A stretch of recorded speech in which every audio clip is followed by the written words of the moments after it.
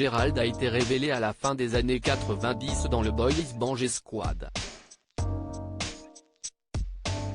Après des années de retrait médiatique, il sort du silence et revient sur son passé et dévoile sa nouvelle vie.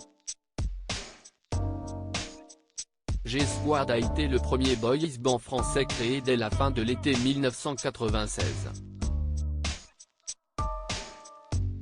Red dingue de toi, aucune fille au monde ou bébé squatteront les premières places du top même si au final, 2B3 reste le boys band référence de l'époque en termes de vente de disques, suivi par Alliage.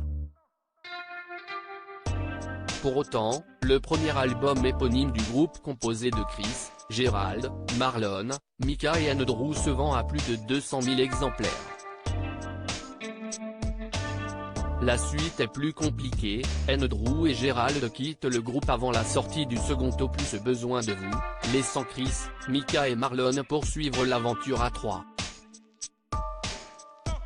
Une aventure qui tourne court, puisque le trio jette définitivement l'éponge en 1998, soit 2 ans après la création du boys band.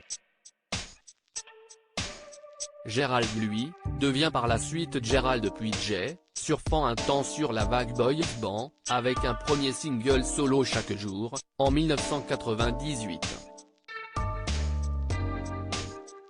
Suivent différents projets, mais qui restent confidentiels. Gérald, de son vrai nom Jean-Laurent s'est tourné vers la peinture et s'est installé aux États-Unis.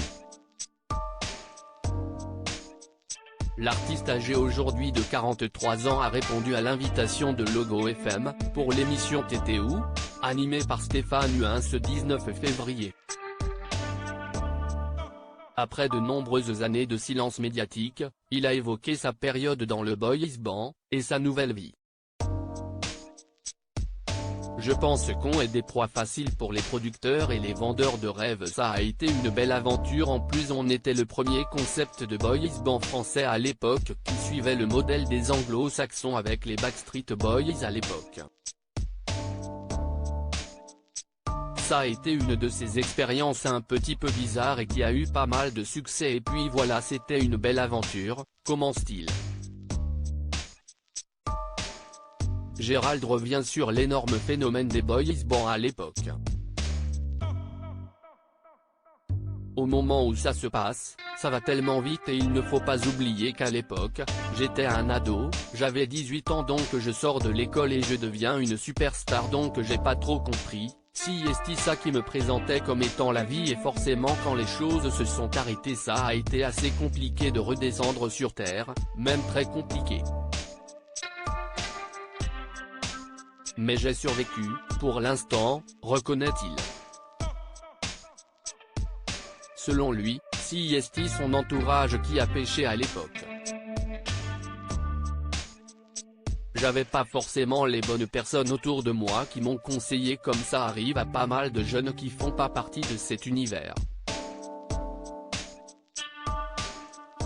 Mais hélas quand on grandit on comprend que toute la partie management et les calculs font aussi partie du jeu et je pense qu'on est des proies faciles pour les producteurs et les vendeurs de rêves donc forcément il y a eu pas mal de ratés, admet Gérald, qui n'est plus en contact avec les anciens membres de G-Squad et qui a tourné la page.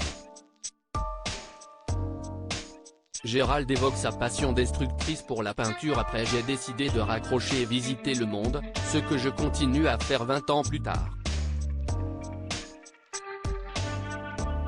J'ai vécu longtemps aux États-Unis, une dizaine d'années, après au Mexique et là je suis en République dominicaine et d'ici quelques semaines je serai sûrement en Amérique centrale.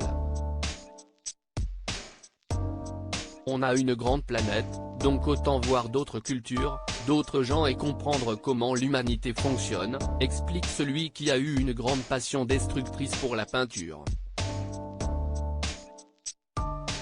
Je me suis laissé aller à pas mal d'expériences psychédéliques à l'époque mais ça m'a permis de faire des expos un peu partout notamment en Californie, j'ai fait quelques expos à Paris qui ont plutôt bien marché.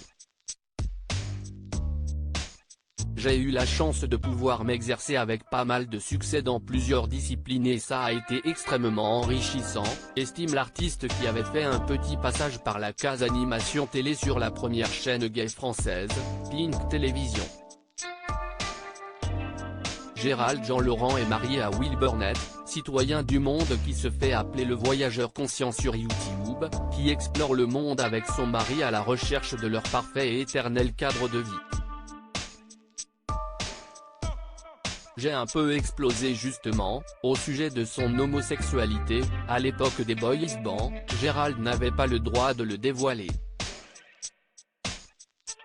On m'a empêché de ne parler à l'époque des boys bands et surtout après, ce qui a créé pour moi cette grande tension et ce côté très inconfortable sur ma propre identité et c'est pour ça que j'ai un peu explosé par rapport à ça, explique celui qui ne fait rien pour retourner sous les projecteurs mais qui laisse faire son destin, qui pour l'instant est de continuer à explorer le monde. À lire aussi Les autres ne chantaient pas, Chris Keller DG Squad et Brian Daliach font des révélations sur leurs années dans des boys bands.